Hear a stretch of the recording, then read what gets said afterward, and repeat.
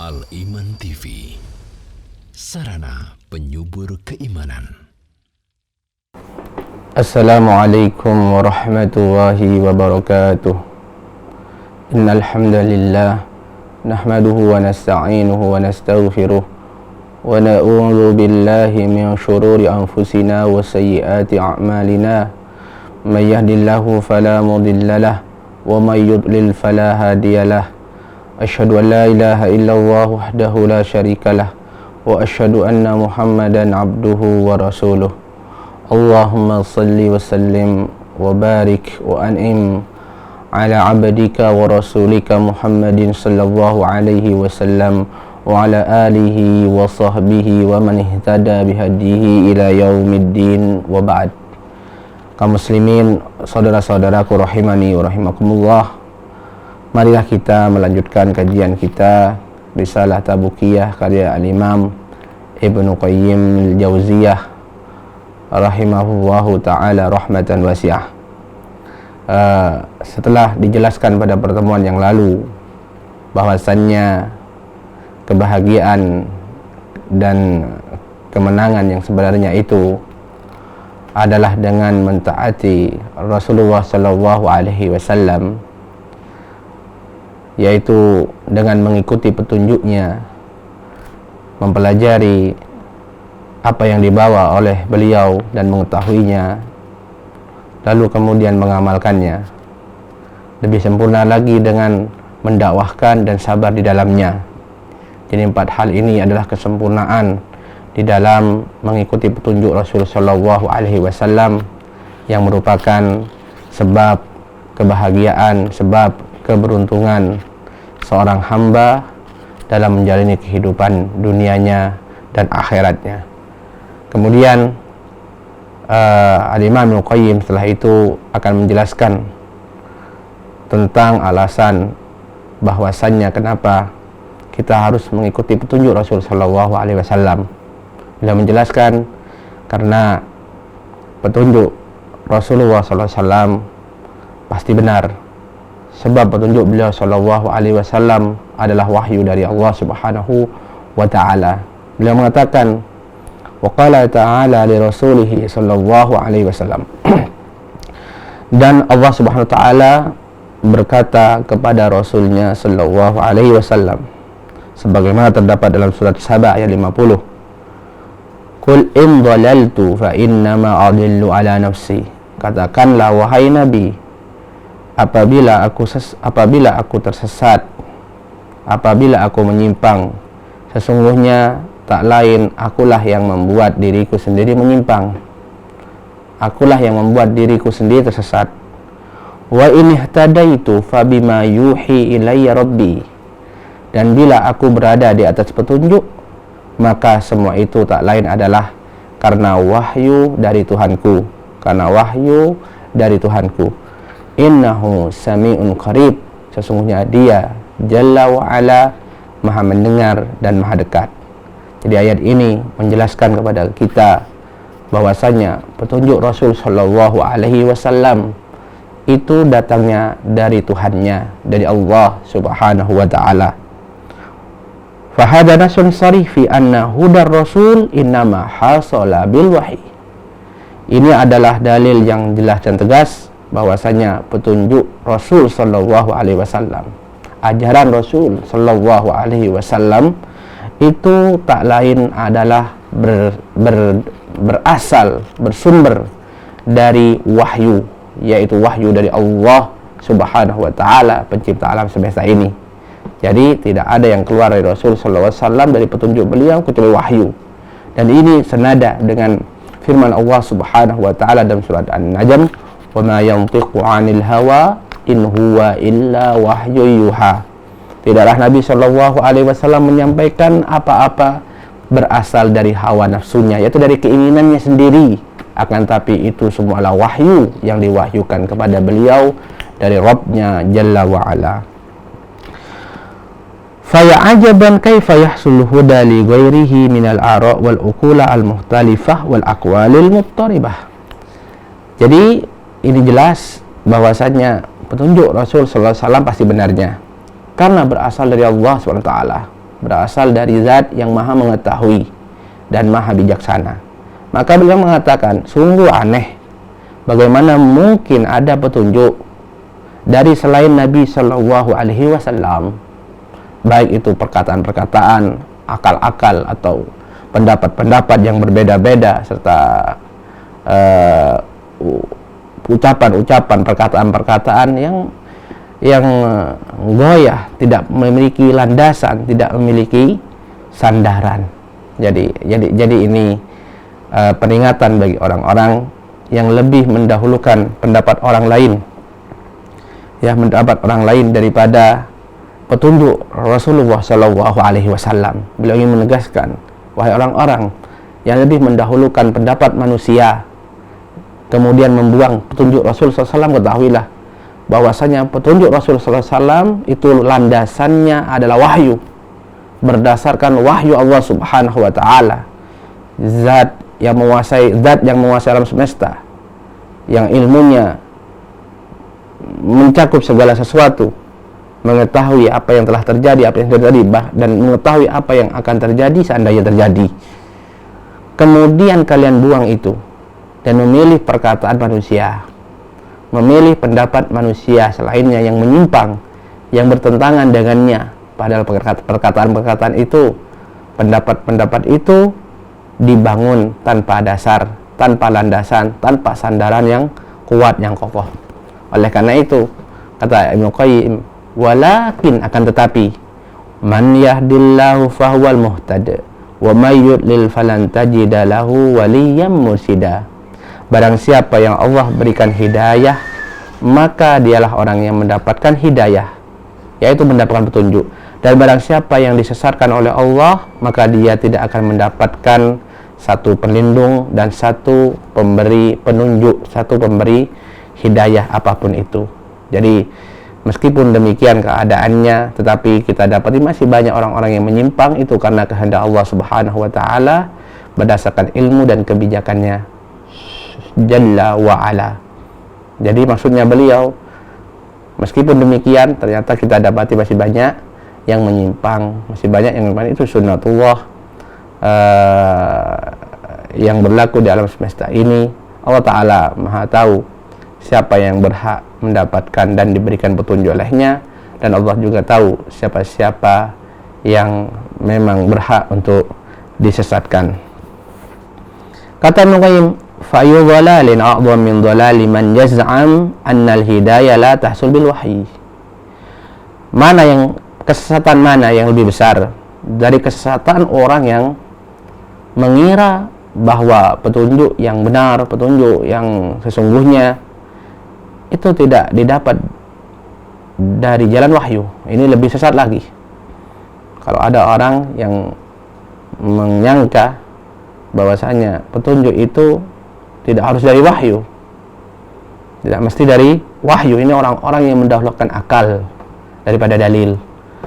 Summa yahilu fiha ala aqli fulan wa ra'yi faltan wa qawli Zaid wa Amr. Kemudian dia lebih condong, lebih menyandarkan dalam masalah petunjuk, yaitu kepada akal si fulan, pendapat si faltan, atau perkataan Zaid dan perkataan Amr dan yang lainnya.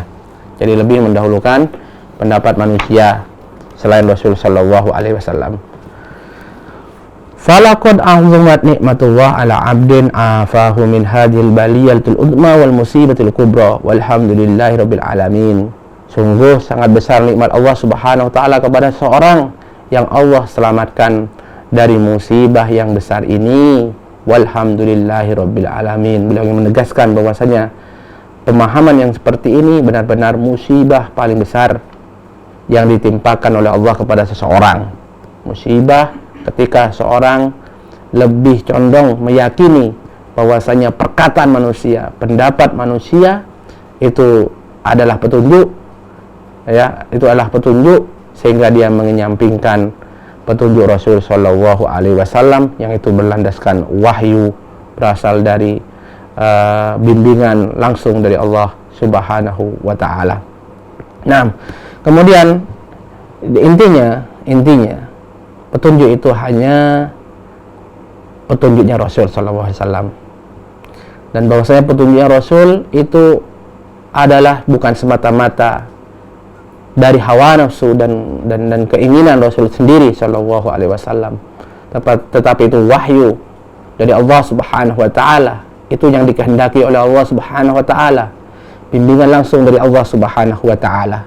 Oleh karenanya, apapun pendapat, apapun arahan, apapun itu yang menyimpang dan berselisih, bertentangan dengan petunjuknya Rasul sallallahu alaihi wasallam, pasti salahnya, pasti sesatnya dan menyimpang. Wa qala ta'ala, Allah ta'ala berfirman, Alif Lam Mim Shad, Kitabun unzila ilaika fala yakun fi sadrika harajun minhu litundira bihi wa dzikra lil mu'minin. Alif Lam Mim Shad, inilah kitab yang diturunkan kepadamu, wahai Nabi sallallahu alaihi wasallam, maka jangan sampai ada sedikit pun rasa sempit, rasa sakit di hatimu, di dadamu dari kitab tersebut. Ditundira bihi wa dzikra lil mu'minin, supaya kamu menyampaikannya dan menjadikannya sebagai peringatan dan pelajaran bagi orang-orang yang beriman. Jadi di sini, di ayat ini, Allah Ta'ala menjelaskan bahwasanya Al-Quran diturunkan kepadamu, dan jangan sampai ada sedikit pun rasa sempit terhadap apa yang ada dalam Quran. Sedikit pun tidak boleh. Artinya seorang yang beriman itu pertama ini memerintahkan Rasul SAW dan perintah juga kepada umatnya agar jangan sampai ada rasa sedikit pun penolakan di dalam hatinya terhadap Al-Quran, atau bagian dari Al-Quran, atau sebagian dari syariat dan kandungan yang ada di Quran. Tidak boleh, tidak boleh, karena memang Al-Quran ini datang untuk memberikan peringatan dan pelajaran bagi orang-orang yang beriman. Kadang-kadang kita keliru, kita salah, maka Al-Quran datang untuk mengingatkan kita. Oleh karena itu kadang-kadang memang ada rasa sakit ketika apa yang kita inginkan itu ternyata ditentang oleh Al-Quran. Tapi itu tidak boleh membuat hati kita kemudian sempit untuk menolak Al-Quran sama sekali. Tetapi kita harus buang jauh-jauh keinginan kita, buang jauh-jauh hawa nafsu kita untuk kita tunduk kepada apa yang dibawa oleh Quran, oleh kandungan dan syariat yang ada di dalam Al-Quran. Inilah orang yang beriman. Inilah yang diperintahkan oleh Allah kepada Rasulnya dan kepada umatnya. Kemudian setelah itu Allah mengatakan, ittabi'u ma unzila ilaikum mir rabbikum wa la tattabi'u min dunihi awliya. Ikutilah oleh kalian apa yang diturunkan kepada kalian dari Tuhan kalian. Yani ikutilah Al-Quran, ikutilah petunjuk, ikutilah wahyu, baik Al-Quran ataupun As-Sunnah. Wala tattabi'u min dunihi awliya, dan janganlah kalian mengikuti orang-orang yang kalian cintai, yang kalian puja-puja selain Allah Subhanahu wa taala. Jangan kalian mengikuti orang-orang yang kalian cintai itu, orang-orang yang kalian puja-puja itu selain Allah Subhanahu wa taala. Qalilam ma tadakkarun. Tetapi hanya sedikit di antara kalian yang mau mengambil pelajaran. Hanya sedikit di antara kalian yang mau mengambil pelajaran. Jadi di sini Allah Subhanahu wa taala telah menjelaskan tentang apa yang diturunkan oleh Allah, wahyu yang Allah turunkan kepada umat ini melalui Rasulnya sallallahu alaihi wasallam. Dan wahyu Allah mencakup dua, ya, Al-Quran dan As-Sunnah. Jadi wahyu Allah bukan cuma Al-Quran, tapi As-Sunnah juga wahyu. Al-Quran adalah wahyu Allah, lafaz dan maknanya, makna dan lafaznya, maksud dan lafaznya wahyu dari Allah, itu Al-Quran. As-Sunnah juga wahyu Allah, di mana kata para ulama maknanya, maksudnya dari Allah, cuman lafadznya dari Rasul sallallahu alaihi wasallam, tapi intinya semua adalah wahyu dari Allah Subhanahu wa taala. Allah menjelaskan pertama bahwasannya jangan sampai ada penolakan di hati kita terhadap wahyu Allah Subhanahu wa taala, yaitu syariatnya. Kemudian Allah menjelaskan dan memerintahkan agar kita mengikuti syariat-syariat tersebut, syariat-syariat yang dibawa oleh Rasul, petunjuk yang dibawa oleh Rasul sallallahu alaihi wasallam, dan dilarang mengikuti petunjuk atau apa-apa yang bertentangan dengan petunjuk Rasul sallallahu alaihi wasallam. Dan ini yang makul, yang masuk akal, ya, yang masuk akal. Ketika tidak ada petunjuk kecuali petunjuknya Allah yang bersumber dari Al-Quran dan As-Sunnah yang dibawa oleh Rasul SAW, dan itu yang benar dan itu yang baik, ya, dan itu yang lebih baik dan lebih baik, maka sikap manusia adalah mengikutinya dan meninggalkan yang selainnya. Itu yang benar. Tetapi kata Allah, qalilan ma tadakkarun, sudah fitratullah fil alam, sedikit yang mengikuti dan mengambil pelajaran. Baik, kata Muqayyim, fa'amara subhanah bittiba'i ma unzila ala rasulih. Dalam ayat ini Allah memerintahkan untuk mengikuti apa yang diturunkan kepada Rasulnya Shallallahu Alaihi Wasallam, wa naha an ittiba'i ghairih, dan melarang untuk mengikuti selain Rasul Shallallahu Alaihi Wasallam. Artinya selain melarang mengikuti selain Rasul, yaitu apa-apa yang bertentangan dengan Rasul Sallallahu Alaihi Wasallam. Maksudnya itu apa-apa yang bertentangan dengan Rasul Sallallahu Alaihi Wasallam. Bukan berarti di sini larangan untuk mengikuti seorang alim, seorang imam, bukan secara mutlak. Maksudnya di sini adalah mengikuti larangan untuk mengikuti apa-apa yang menyimpang. Oleh karenanya, apabila seorang imam pendapatnya sesuai dengan perintah Rasul SAW, sesuai dengan dalil Al-Quran atau As-Sunnah, maka kita ikuti karena pendapatnya sesuai dengan Al-Quran dan As-Sunnah. Jadi kita sebenarnya mengikutinya bukan karena imamnya, tapi karena pendapatnya, karena madhabnya, ya, karena fatwanya dalam masalah tersebut sesuai, sejalan dengan petunjuk Al-Quran atau As-Sunnah, maka kita mengikuti pendapatnya, ya, karena bukan karena orangnya, tapi karena pendapatnya sesuai dengan Al-Quran, sesuai dengan As-Sunnah, atau sesuai dengan wahyu. Itu maksudnya. Fama huwa illa tibaul munzala au tibai awliya min dunih. Kata Ibnu Qayyim setelah menjelaskan bahwasanya Allah memerintahkan agar kita mengikuti Rasul dan melarang mengikuti selain Rasul, beliau menjelaskan sesungguhnya hal tersebut hanya ada dua pilihan. Di sini Allah Taala telah hanya memberikan dua pilihan: mengikuti Rasul atau mengikuti para pujaan-pujaan selainnya. Mengikuti Rasul Sallallahu Alaihi Wasallam atau mengikuti pujaan-pujaan hati orang-orang yang dicintai selain Rasul Sallallahu Alaihi Wasallam. Dan Allah Subhanahu Wa Taala tidak menjadikan yang ketiga, pilihan cuma dua. فَكُلُّ مَنْ لَمْ يَتَّبِعِ الْوَحْيِ فَإِنَّمَا اتَّبَعَ الْبَاطِلَ وَاتَّبَعَ أَوْلِيَاءَ مِنْ دُونِ اللَّهِ.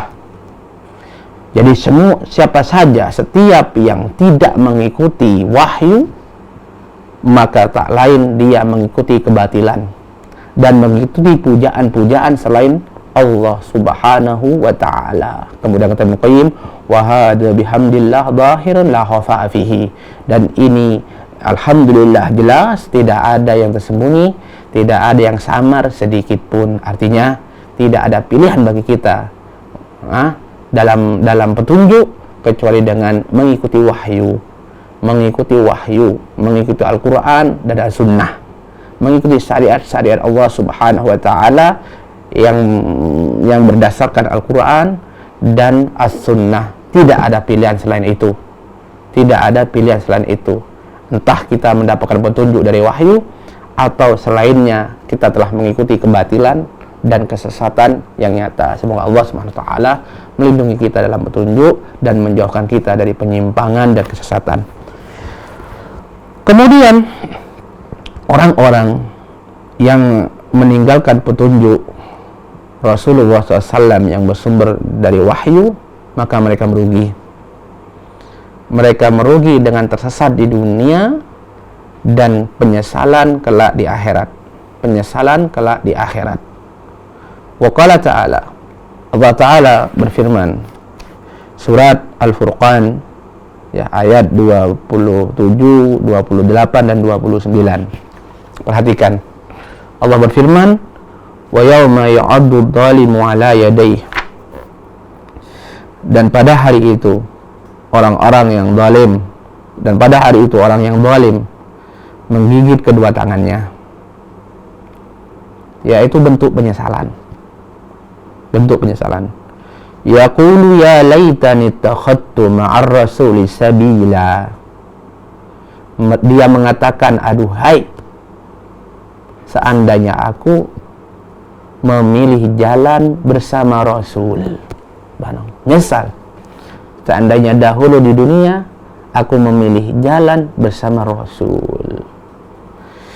Ya wailata laitani lam attakhid fulanan khalila. Aduhai, seandainya dahulu aku tidak menjadikan si fulan ini sebagai teman dekat, sebagai pujaan.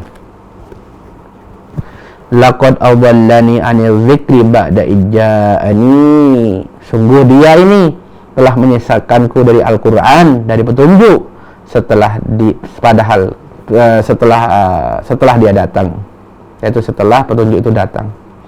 Wa kana syaitanu lil insani khadula. Sungguh syaitan benar-benar tidak akan menolong manusia. Saudaraku rahimakumullah, ini jelas bahwasanya keberuntungan dan kemenangan itu hanya dengan petunjuk Rasul sallallahu alaihi wasallam. Dengan kita berjalan mengarungi kehidupan dunia yang sebentar ini dengan mengikuti jalan yang ditunjukkan oleh wahyu oleh Rasulullah sallallahu alaihi wasallam, di mana orang yang kemudian mengikuti pujaan selain Allah Subhanahu wa taala, mendahulukan pendapatnya, mendahulukan perkataannya daripada petunjuk Rasul sallallahu alaihi wasallam, pasti akan menyesal. Pasti akan menyesal. Di dunia tersesat, kelak di akhirat hanya menyesalinya. Kata Ibnu Qayyim di sini, faqullu man ittakhadha khalilan ghaira rasul. Setiap orang yang memilih seorang khalil, yaitu seorang kekasih, seorang pujaan selain Rasul sallallahu alaihi wasallam. Artinya pujaan yang diikuti. Ya, pujaan yang diikuti, yang dipatuhi, yang ditaati. Didahulukan perkataannya atas lainnya. Barang siapa yang menjadikan orang seperti itu selain Rasul, bukan Rasul yang dia jadikan, yatruk li aqwalihi wa ara'ihi ma ja'a bi Rasul, maka itu akan membuat dia meninggalkan apa yang dibawa oleh Rasul sallallahu alaihi wasallam untuk memilih perkataan-perkataan dan pendapat-pendapat orang tadi. Orang tadi. Fa innahu qailun hadhil maqala mahalah. Dan ini pasti terjadi, tidak mungkin tidak. Wa li hadza fa innahu subhanahu lam yu'ayyin hadzal khalil. Oleh karena itu Allah Subhanahu wa taala tidak menentukan dan menjelaskan dengan tegas siapa khalil ini. Tapi Allah taala mengatakan fulan. Allah menggunakan istilah dengan si fulan, si A, si B. Kata Allah taala, aduhai, seandainya aku tidak menjadikan si fulan ini, si A atau si B ini sebagai khalil, sebagai pujaan. Wa kana anhu bismi fulan likulli muttaba'in awliya min dunillah fulan wa fulan. Hal ini karena setiap pengikut itu memiliki kekasih, itu memiliki pujaan selain Allah Subhanahu wa taala, itu fulan. Ada namanya tersendiri. Jadi tidak dikatakan mengikuti ini si A dengan ditentukan mengikuti ini, tidak.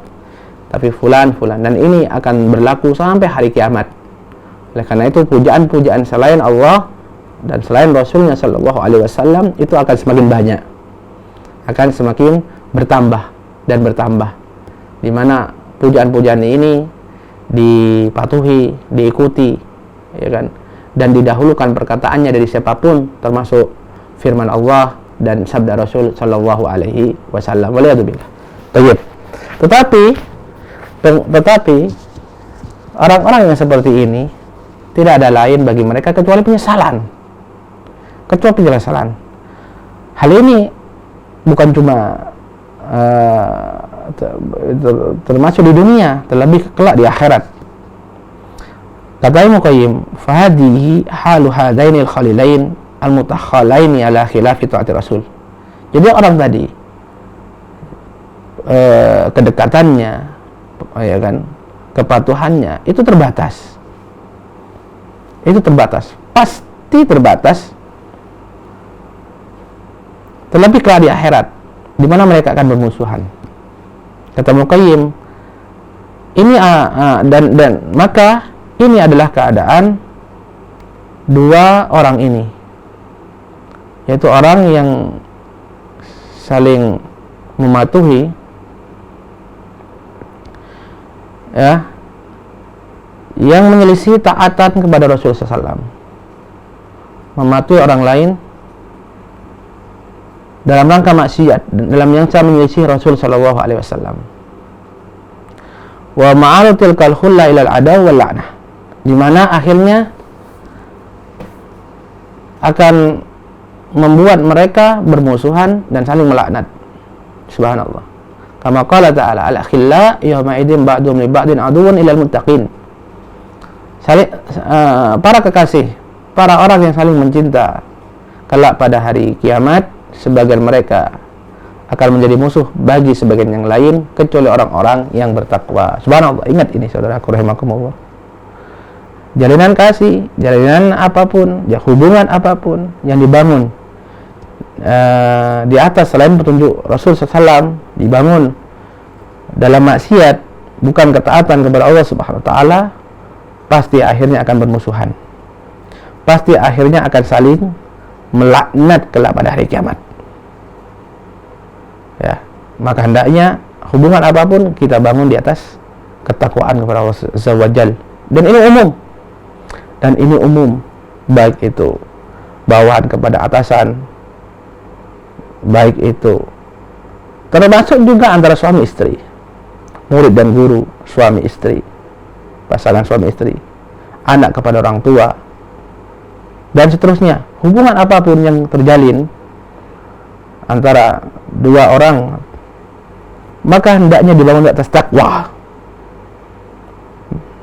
Jangan sampai keluar dari ketaatan kepada Allah, taat kepada Rasul SAW, melainkan akibatnya hanya permusuhan kelak di hari kiamat dan saling melaknat. Hal ini terdapat banyak dalam Al-Quran. Di antaranya firman Allah Subhanahu wa taala, ya, surat Al-Ahzab ayat 66, 67 dan 68. Perhatikan ayatnya. Yauma tuqallabu wujuhuhum finnar. Pada hari kiamat kelak wajah-wajah mereka dibalik di api neraka. Yaquluna ya laitana ata'na Allah wa ata'na rasulah. Mereka mengatakan, seandainya dahulu kami mentaati Allah dan mentaati Rasul. Wa qalu rabbana inna ata'na sadatana wa kubara'ana. Mereka mengatakan dan menyesali, ya Allah, sesungguhnya kami dahulu di dunia telah mentaati para pemimpin dan membesar kami. Fa'adalluna sabila. Lalu mereka menyesatkan kami dari petunjuk, dari petunjuk yang dibawa oleh Rasul SAW. Rabbana atihim dhifaini minal adab wal anhum la'nan kabira. Wahai Tuhan kami, berikanlah kepada mereka 2 kali lipat dari azab, laknatlah mereka dengan laknat yang besar. Itu yang terjadi saudaraku rahimakumullah pada hari kiamat. Apa saja ketaatan, kepatuhan, kecintaan yang dibangun selain di atas ketaatan kepada Allah dan Rasulnya, pasti berakhir dengan permusuhan dan celaan, saling mencela, saling melaknat. Kata Muqayyim, tamannal qawm ta'ata Allah wa ta'ata Rasuli hina la yanfa'uhum dzalik. Para kaum ini, orang-orang ini dalam ayat tadi, mereka berharap taat kepada Allah, taat kepada Rasul, dan itu sudah tidak bermanfaat lagi. Karena pada hari kiamat hanya ada pembalasan, hanya ada hisab, bukan tempatnya beramal. Sia-sia harapan mereka untuk taat kepada Allah dan Rasulnya. Wa tadharu bi annahum ata'u kubara'ahum ru'asa'ahum. Mereka minta maaf, mereka beralasan bahwasanya mereka dahulu telah mentaati para pembesar dan pemimpin-pemimpin mereka. Wa tarafu bi annahum la udra lahum fi dzalik. Dan mereka mengetahui bahwasanya sudah tidak ada udzur lagi bagi mereka. Wa annahum ata'u sadati wal kubara wa asaw ar-rasul. Dan mereka mengakui bahwa mereka telah mentaati para pemimpin dan pembesar mereka dan memaksiati Rasul sallallahu alaihi wasallam. Jadi Jadi perhatikan di sini. Ini bukan berarti kita dilarang mentaati pemimpin pembesar kita, bukan. Larangan di sini yaitu ketaatan kepada perkara-perkara yang bertentangan, berselisih dengan petunjuk Rasul Shallallahu Alaihi Wasallam. Karena pada asalnya kita, bahkan pada asalnya kita diperintahkan untuk taat kepada pemimpin dan pembesar kita, ya kan? Atiullah wa atiur Rasul wa ulil amri minkum. Taatilah Allah dan taatilah Rasul dan para pemimpin kalian. Tapi dalam perkara yang makruf, yang baik, yang diridhai oleh Allah Subhanahu wa taala. Adapun apabila perkara itu maksiat, maka tidak boleh mentaatinya. Kita harus mendahulukan Allah, mendahulukan Rasulnya daripada perkataan siapapun, meskipun itu pemimpin kita. La ta'ata li makhluqin fi maksiatil khaliq. Tidak boleh taat kepada makhluk siapapun itu dalam memaksiati al-khaliq. Wa alatil qata'ah wal muwala ila qaulihim. Kemudian ketaatan dan kecintaan mereka kepada pemimpin yang menentang dalam maksiat kepada Allah dan Rasulnya itu membuat mereka kepada perkataan mereka yang terakhir, Rabbana atihim di'faini minal azab wal anhum la'nan kabira. Ya Allah, ya Tuhan kami, berikan mereka ini, ya, para pemimpin kami yang telah menyesatkan kami ini, yaitu 2 kali lipat dari azab yang ditimpakan kepada kami, dan laknatlah mereka, berilah mereka laknat dengan laknat yang besar, dengan laknat yang besar. Nasihat Ibnu Qayyim, wa fi ba'di hada ibratun lil aqil wa mau'izatun syafiyah billahi taufik. Dalam hal ini benar-benar ada pelajaran untuk orang-orang yang berakal serta nasihat yang sempurna. Semoga Allah memberikan kita taufik untuk mengikuti petunjuk Rasul Shallallahu Alaihi Wasallam, dan semoga Allah memudahkan kita dan menyelamatkan kita dari subhat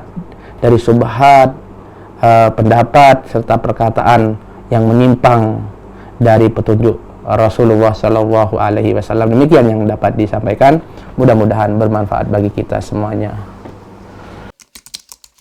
Dukung channel kami dengan like, subscribe, dan aktifkan notifikasi agar kamu tidak ketinggalan video-video menarik lainnya.